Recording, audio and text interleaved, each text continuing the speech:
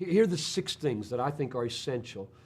The gospel is a plan from eternity. And I say that because when Paul articulated the gospel, he said, Christ died for our sins according to the Scriptures, which means something before signified this is a plan. God set it up before it happened. That's number 1. Number 2 is the gospel is an event in history. Christ died.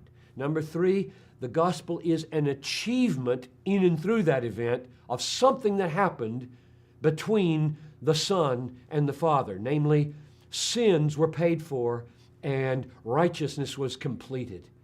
This was an obedience unto death, and therefore a perfect obedience was achieved and a perfect guilt offering was paid. So that's number 3, an achievement. Number 4 is that is extended in an offer to the world that is free. If the offer were not free, there would be no gospel. If it were by works instead of by faith, there would be no gospel. So there's a plan, there's an event, there is an achievement in that event, and then there's the free offer to faith alone, and then comes what we call application of the achievement to me. They're not the same. God did something in history for me before I have any taste of it, but now by faith I am forgiven, and now by faith I am justified, and that's an essential part of the gospel. If those things don't happen to me, there's no good news at all. So there's the application of the achievement. That's where we usually stop. This is my concern, my own personal concern about the fullness, and I think the Gospel Coalition gets this, understands this.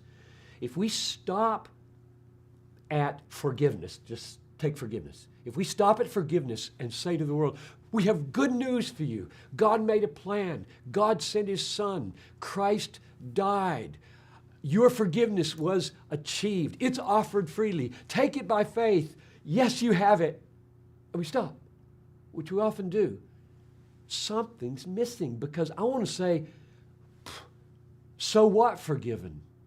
And a lot of people might answer, well, I don't like a guilty conscience, or I don't like going to hell, or my family might be better if I could live as a forgiven person instead of a guilty person. Instead of saying, 1 Peter 3:18, Christ suffered once, the righteous for the unrighteous, to bring us to God. The 6th piece of the gospel that I think is absolutely essential is that we're forgiven and we're justified to bring us to God.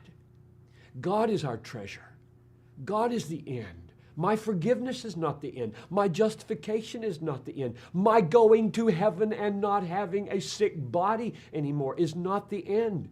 All of that is means. Means to what? Seeing Him, knowing Him, loving Him, being satisfied in Him, and Him being more glorified in me because I'm now eternally satisfied in Him.